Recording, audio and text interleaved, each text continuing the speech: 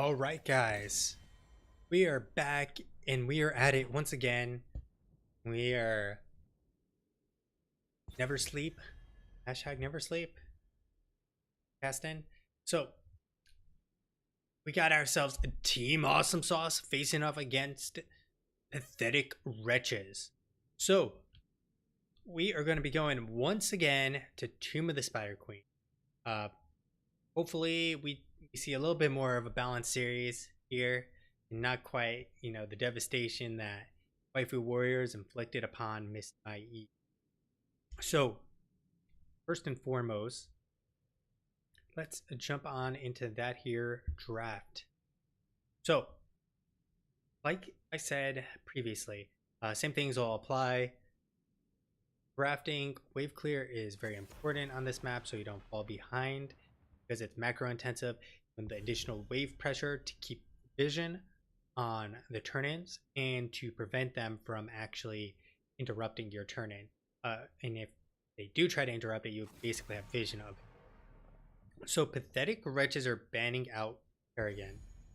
This has to be a target ban. If not, this is a terrible ban. There's no ifs, ands, or buts. Either Kerrigan is a target ban or this is a terrible ban. It's binary here. So Diablo is a solid ban, but this now gives Garrosh into the hands of Team Awesomesauce. I'd love to see them pick him up right now. Take the Garrosh, take the Stukov, and call it a day. Because then you force pathetic wretches to pick up Malfurion or your ban him. That's not a Garrosh, and that is not Stukov. Gul'dan is good. I like Gul'dan. I think he's underrated personally. And in certain comps, he's great. Phoenix is pretty good, but he has to be played correctly, and people need to stop putting him in the 4-man, as people have basically decided he's not very good at the 4-man, or isn't actually as powerful as post nerfs as he once was. But in the solo lane, he's hella good. So I'd like to see the Stukov and the Garrosh right now snapped up by pathetic wretches. If the enemy team is not going to do it, then you do it. You basically get the ability to lock down Phoenix from the combination of throw and taunt, and the Q, which will also interrupt them as well. There's a lot of tools. There's the Stukov. Where's the Garrosh? There's the Jaina. That face. Now, this is where they ban the Garrosh. This is where they should ban the Garrosh, Team Awesomesauce, because neither team has a tank. Although, actually, they don't need to ban the Garrosh. Feels bad, man. Absolutely feels bad. They don't need to ban the Garrosh because they pick up the Garrosh next rotation through. That's really what they should be aiming for. And they didn't need to ban it. They should have forced pathetic wretches to actually drop the ban on the Garrosh instead. Now, they should be banning out another tank. Well, I'd be scared of actually banning out a tank. Ban out the Malfurion. The reason I say banning out another tank is bad, because what's going to happen here is 2 tanks are already taken off the table. If you ban out a third, and they're not ridiculous Team Awesomesauce, they'll pick up a tank this rotation, which means that you've taken out 3 tanks. They pick up the 4th tank, which means you now have the 5th choice available. And that's not really that great, or that great of a feeling. Now, they do ban out the Malfurion, which is what I was saying they should do, because they don't want to limit their tank pool. They've already picked up the support, so limit the support choice of Team Awesomesauce, which is significantly better. Because if they ban out the tank player, they're basically biting their nose to spite their face 100%. So Jaina is also pretty good actually against the Garrosh, which is why it's, banning out the Garrosh might make sense in this case, because you're not going to pick him because you're like, Jaina just slows him, prevents him from running in, and so forth and so on. Blaze will be the solo lane against Sonya. This is pretty good in can avoid the blizzard, you can remove the cold, and they're picking up Arthas. I don't really like the Arthas as the main tank because they're not showing anything that makes Arthas high value choice. I'd rather pick up ETC. Now, my opinion, he can catch the Stukov or the Jaina potentially out of position. He has very good peel, and at this point, like, sitting on the Sonya is really the only thing Arthas is going to stop, unless of course he goes leap, which is definitely viable. Leap onto Jaina Blizzard unless Arthas is very cognizant of the situation and bodies the Jaina, preventing her from getting in for her combo. Sit on top of the Jaina, and all of a sudden like leap doesn't look too good either. Now you really though, they're lacking. They do have the fear, and they have Blaze. I believe Blaze will be stopped though by the Mosh. He's not unstoppable. So they're gonna pick up Tyrael and Maiev. This is kind of spicy because they got this Hell in the Cell scenario. The Maiev drops the Warden's Cage, Blizzard, and the rest of Jaina's abilities come on out, and then can hopefully kill someone. Then you have the Tyrael Sanctification. However, they're picking the Maiev into the Blaze bunker. Bunker is going to potentially nullify most of the value of Maiev's cage, which, with Arthas' sustain is very likely to be able to, hold on through there. As long as Gul'dan is not the one who gets picked up on these team fights. So we got our two teams here. I like both of them. It'll really come down to the execution. Jaina is enough wave clear with, a Q from Maiev to clear the waves. Gul'dan and Phoenix will clear those waves, no problem. Blaze and Sonya, it'll be interesting to see who can win out that battle. And Lucio is definitely the inferior tank here. He can potentially save someone via the shield and the sound barrier to help reduce the burst. But I actually think Karazhan would have been a better choice here. Reason for that is the Karazhan, you can get the palm on, and when they're trying to kill someone in the cage, it makes it very easy to prevent that situation. Additionally, Maiev will only have Blaze and Arthas to Q, and so as long as like your Gul'dan and Phoenix are well positioned, Phoenix can get out of there on his own of the cage. Gul'dan just needs to be positioned well. And if he's positioned well, he will chunk through the Tyrael and the Sonya.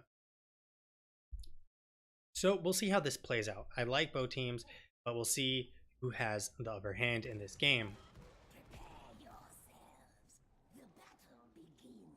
All right, so we got Prudentious 69 on that Gul'dan, Funk Panda on the Lucio, very aptly named here. Tribulation on the Blaze, 7 Yoopers. 7 Yoopers on the Arthas, Akash on the Phoenix, and that, I feel like I missed someone here. Tribulation, Funk Panda, Akash, I guess not. And that is going to be Team Awesomesauce. On the other side, we got J Ohio, or is it Johio? Johio on, can't even tell, on the Sonya.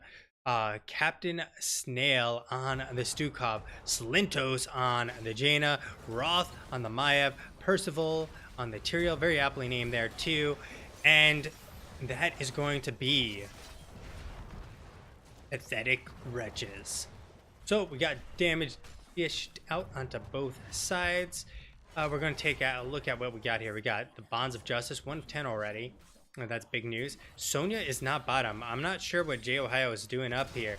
He's hell of out of position. Nice juke there from J Ohio. Arthas is sitting on top of him. Roth taking a lot of damage. There comes Captain Snail dropping the heal in, and J Ohio is going to rotate down. Are they actually going to have Tyrael sit bot lane? Because Tyrael 100% loses this lane. Like, this is very, very weird from Pathetic Wretches. Someone needs to give him the 4-1-1 because it's a solo lane and Tyrael loses it. You can see there's J Ohio going on in. Not really going to matter too much. Finally gets on down here. The gem count is in the favor of Team Awesomesauce at this point. So taking a look at the talents, we have that Frost Presence, we have the Accelerando, Pursuit of Flame. Okay, I don't feel like Pursuit of Flame is the way to go here, especially with 3 bodies. You have Mayav, Tyrael, and Johanna, who will all be walking forward, all juicy targets for, corruption. It does mean it's a slower game though. There's Roth going on in. The root will land on Percival. 7 Oopers sitting on there. Kosh doing the best he can. But Roth getting Q after Q, nuking through the health pool of Phoenix, and he'll have to back on out. There's another pull. Prudential is getting super low. 7 Oopers trying his best, trying to body. And this is a 4v3 with Jaina just sitting down here. I'm not sure what Jaina's doing. Because if Jaina rotated up Slintos, they would have 100% had some kills. Like, Slintos isn't even clearing the wave, just waiting for people.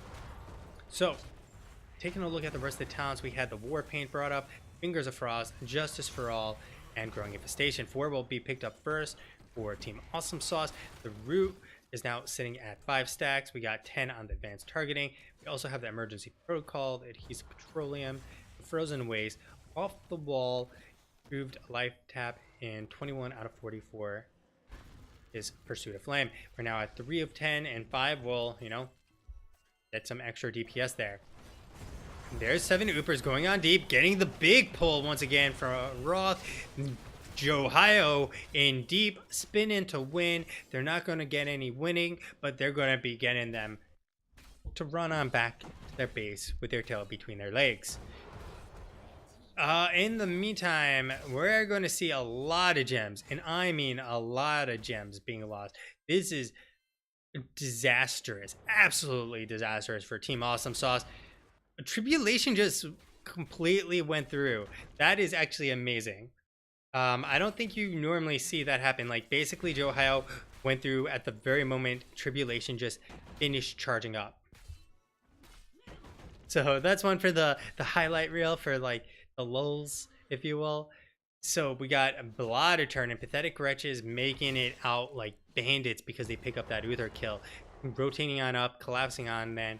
And this is why it's a big deal to rotate as a team, because if you rotate as a 1-3, they could potentially pick someone off, like Prudentious, who's getting caught out right now without 7 Oopers going on in to like try and stop them. Gul'dan will be a little bit worse for the wear, as he'll be dead and respawning very shortly. So, Pathetic Wretches now have the opportunity to get themselves the first turn in. We got 4 getting pushed on in. We got Johio trying to get there. Tribulation botting him a little bit to keep him from reaching the wave, but it's not going to matter. Akash should be able to get out of here fine. There's not a lot of lockdown for Akash. Basically, if he can blink out, he's okay. So the 4-man is going to be focusing on top. And this is the way to do it, guys. You want to focus on top.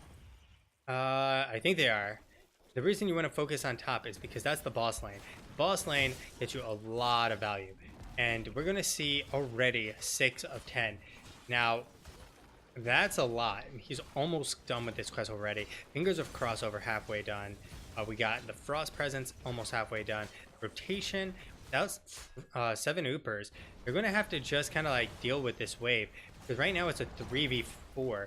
A big pull from Roth. There comes the Blizzard onto Funk Panda. A very big Roo coming out from 7 Oopers as he gets himself a 4-man, and he is hitting right on top of the enemy team. The one downside with this Arthas pick, Percival can get on out with the Q. You get Roth, who can just avoid it. 13 out of 20. That's big because he gets the extra range. Now, nothing came of that. They do clear it up, but they get themselves a front row. Roth getting a nice pull. There comes the Blizzard. The Silence coming on out. Not going to do much of anything. Tribulation has rotated on up, and we finally have Sonya coming on up. Johio. And Johio is just letting 7 Oopers body him. Not actually even going to queue on in there.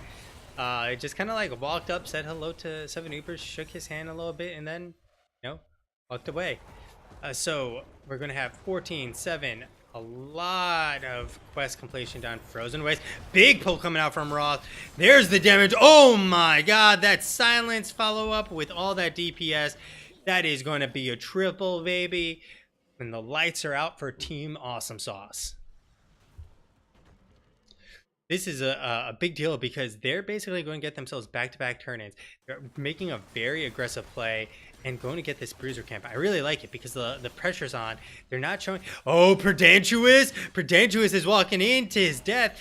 You know, shaking hands once again with Pathetic Wretches, and he's looking like the Pathetic Wretch right now with that decision. Now, this is huge. They get the turn-in. They're very few away. They need 9 gems. They collect them. They get this turn in, and they have the 10 advantage. We're going to have the Warden's Cage. The Leap is actually coming out. The Ring of Frost, the Sanctification, and Flailing Swipe. So they're looking for some big wombo combos here. You know, Warden's Cage into the Ring of Frost, and or the Leap into the Warden's Cage, Ring of Frost. You know, lots of setup tools here for the Ring of Frost. And then they have the Sanctification alongside of that. So Web Weaver's coming on down. Tribulation will be able to free clear this, but they're actually going to do something really intelligent here. Joe Hyo showing, and they will have the full 5-man here. This is very aggressive. Joe Hyo is way out in left field. I don't know what he was thinking. There they go. There's the Ring of Frost. There's the one onto it. The Leap. Say goodbye to Arthas. He's out. The Prince is dead once again, and they now have this fort for free. Mid is going to be pushed in. They'll get that wall, and they're going to be able to work on this top keep if they want to. They're not opting to, however.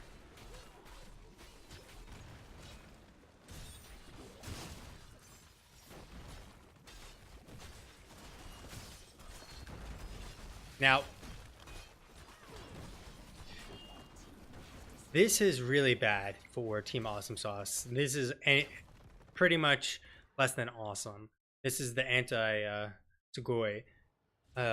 This is really bad because you have almost a talent deficit at this point.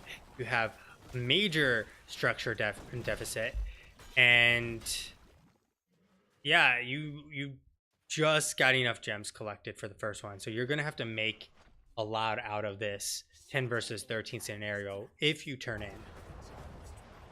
Additionally, because they don't have Echoed Corruption, they don't have a power spike, Team Awesomesauce.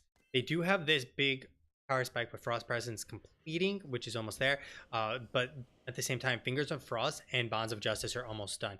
That's big power spikes on the side of Pathetic Wretches as well.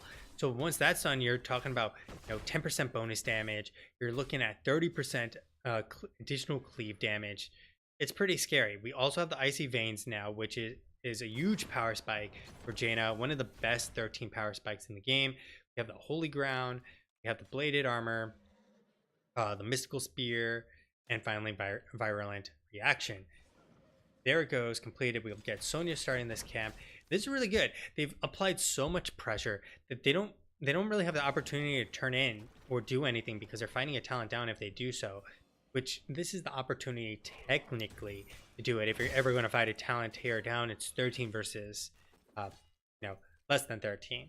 Hopefully you have 10s though. So 13 versus 10 to 12 is the best time to fight if you're down a talent tier. All right, so they're still looking for it.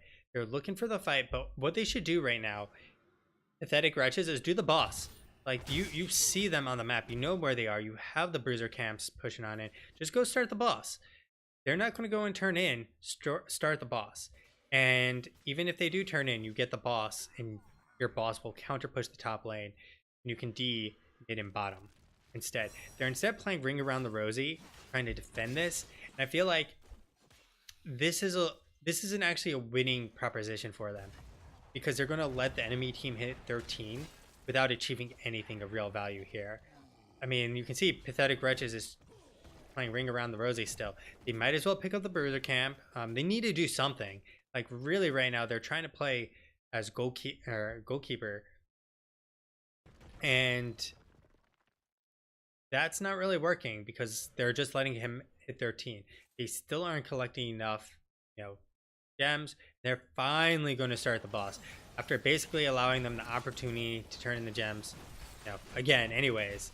But now they're fighting and going to basically give them the talent as well. So it's going to be a 13 versus 14 scenario instead of having left it as a 14 versus 12 scenario. So they get this boss, they can pressure on in the top, they can sneak the turn in, but they should just go and push S5. They're not going to push S5, unfortunately, and the turn in is going to happen. Maybe they'll go and do it now. They're not. They're going to clear the mid. I don't really like Pathetic Wretches decision making at this point. They basically spent almost a good minute and a half doing pretty much nothing in this game, and just running around playing Ring Around the Rosie. In the top lane, this boss is going to be cleared out pretty quickly. It won't even get the gate. It'll get the gate and that's it. So they don't get much value out of this. The boss is going to be cleared pretty quickly on the side of Pathetic Wretches. Overall, this is a lose scenario for both teams. Neither team is able to accomplish anything. You have the Web Weavers up here. They are going to rotate up finally. They should go and defend the top lane and let this kind of like hold its own for now, as mid is significantly less important. There's the walls getting taken down. One tower down. Johio going on in. There's a big old leap. There's the pull. There's the Ring of Frost capturing one. Rooted in place. Sanctification coming on out. Not going to do anything. The Purification salvo. The bunker's in place as well. 7 Oopers getting melted. Prudentious is getting melted by Johio. And Johio is looking for another kill, but will not be able to pick it up on Funk Panda. However, Tribulation is in for a world of her. Johio not going to land the stun, and they're going to have to settle for 2 kills at the moment. Yeah, that wasn't too pretty for Team Awesomesauce. I mean, they have so many tools to stop the damage. They have the Ring of Frost to lock them in place. They have the Sanctification to prevent Purification salvo from actually doing anything. Even the Horrify can't really accomplish anything there. They do have the bunker, but it's not going to matter. They just melt through them like it's nothing. And Johio picking up that leap set up everything for that team fight. And remember, like, we have Bonds of Justice completed. We have the Fingers of Frost completed. A lot of tools completed. So 16s are going to be picked up. We're going to have the Armored Assault. We're going to have the Rampage being opted for here. And we're going to have a Numbing Blast, so rooting them in place. The Heraldric Reforging, and finally Super Strain here. Other side for the 13th, we have the Auxiliary Shield, the Fuel Leak, Shattered Armor, Beat Mixing, and finally Healthstone. Now with the Web Weaver up here, they are fighting a 4v5. There's a Blizzard on top. The Ring of Frost going to capture Tribulation. And there he goes, Tribulation. Follow up, leap onto Funk Panda. The cage is going to come out, but it's not going to do anything. And beautiful use of that Sanctification. Able to stop some of the damage. Slintos taking the brunt of it, however. And they are looking at the first keep of the game. The Root has come out, connected on 4, and it's not going to matter. They are still pushing on in, looking for more here. 7 Oopers has absolutely no mana. Going to get pulled back in. 7 Oopers. 7 Oopers. He is down for the count. That is the second kill, and they get themselves the first keep of the game. They're looking for some more here. Roth trying to pick up Prudential is not going to do it. And Akash trying his best to melt this wave. This is very, very dangerous, and they will now be leaving Pathetic Wretches. Very nicely done from Pathetic Wretches. They get themselves, mid pushed in. They didn't get much there in the mid wall. They do get bottom wall. They can now set up for, taking this camp. Remember, he has that increased, Umbral Bind Cleave damage. And so clearing this camp alongside Jaina, they can push in using their, night camp now, go and pick up this front wall. 16's war picked up. We got the Photonic Weaponry, we got the Thermal Protection, Remorseless Winter, Rejuvenentia, and finally Ruinous Affliction. Now, this is a very big deal. He also picked up Bound by Shadow. which is an interesting choice. He does have that increased range, so he's opting for kind of a trade-off in how his damage is going to be dished out. So Pathetic Wretches being able to paint this map red at this point. And let's take a look at the damage numbers we got. We got 38k from Gul'dan and 33k Phoenix. On the other side, we got 32k from Maiev, and then Jaina with 27k. So the real story here is just how much more healing Stukov's putting out compared to Lucio. That's really the difference here. Lucio was not the pick, in my opinion. And a lot of people are kind of like taking him in place, trying to keep up with the AoE healing of Stukov, but you're never going to be able to.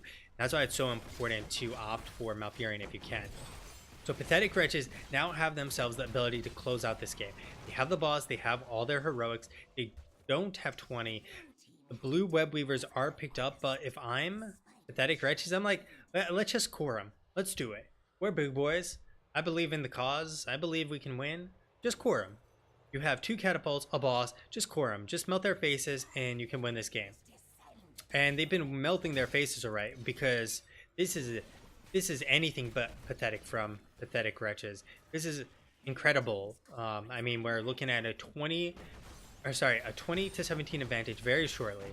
We are looking at 12 kills to 0 kills, and they're just wrecking Team Awesomesauce. I think we have the team names wrong here. Pathetic Wretches is what Team Awesomesauce looks like right now. And Pathetic Wretches, it looks like Awesomesauce. So definitely something wrong with these two teams' names. The boss accomplishing nothing. Web weavers accomplishing nothing across the lanes, and 20 about to be picked up. So for 20s, we're going to see, we're going to get the Shadow Orb Huntress. We're going to get Cold Snap, eh? Although the blink on Jaina is so short, it almost feels like it's not existent. But we got the Holy Arena, and finally got the Controlled Chaos on the other side. And so we're going to get the Composite Spear because he got the Rampage. I kind of like this. Now, they can get the turn in and they can end this game. 100% should be able to end this game. Just pressure the top, and you have Holy Arena. So they don't have Wrath of the Berserker, but I believe they can still accomplish it, especially with Jaina with Holy Arena. That's, 25% increase damage. And then remember, Jaina also has 10% increased damage from the Frostbite. So they're trying to play a goalkeeper here. They're not going to be able to for very long. Percival can just, force the situation, trap him on in, and then a lot of damage coming out. Percival, the bunker's being used. Roth going very deep. And the pull is not going to matter. He doesn't have his passive. The fear coming out, though. There's a root. Sanctification coming on out. The purification salvo is not going to be enough. Jaina uses the ice block. 1 down, 2 down. Say goodbye. 3, 4, and Murder She Wrote, because that is the full team ace. And GG for Pathetic Wretches. Let's take a look at that again. So the fight starts off, we get the bunker coming out very early from Tribulation. He's not able to do much of anything with it. It's actually a bad use of the bunker. Beautiful sanctifications from Percival. Like, his sanctifications are clinic in how you use sanctifications. I mean, they do lose the Jaina there. The Ice Block, though, buying them time. And that is one hell of a great job from Pathetic Wretches. They lose one person, and damn. That was it. So we'll be going on into game number 2 very shortly here. But taking a look at the damage, we had Roth on that Maiev dominating the charge, hitting 46.8k damage. Dentius 69 doing a really good job overall, 44.2k, but dying an ass load 5 times. Even Phoenix dished out a lot of damage. 37k, Jaina 36k, Sonya 29k. The biggest problem was the healing out of Bunk Panda. 75.7k versus 48.3k. That's the story there. Lucio cannot keep up with Stukov, and Stukov is just a much better hero at this point in time. So we'll be going to game number 2. Sit tight for the replays because there were some definitely juicy replays in those games. And let's load up those juicy replays.